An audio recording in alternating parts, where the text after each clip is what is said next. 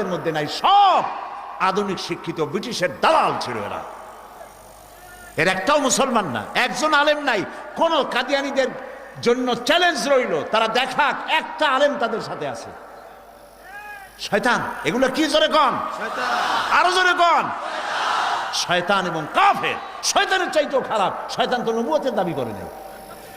শয়তান নবুয়তের দাবি করছে? তাহলে এটা শয়তানের চাইতেও খারাপ।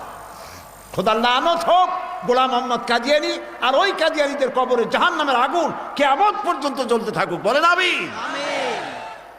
প্রিয় ভাই সব, কোরআন কমপ্লিট, মুহাম্মদ সাল্লাল্লাহু আলাইহি সাল্লামের নবুয়ত কমপ্লিট। দুনিয়ার মানুষকে সব দিয়ে গেছেন, এমন একটি বিষয় নাই যা তিনি উম্মতকে দিয়ে যান নাই।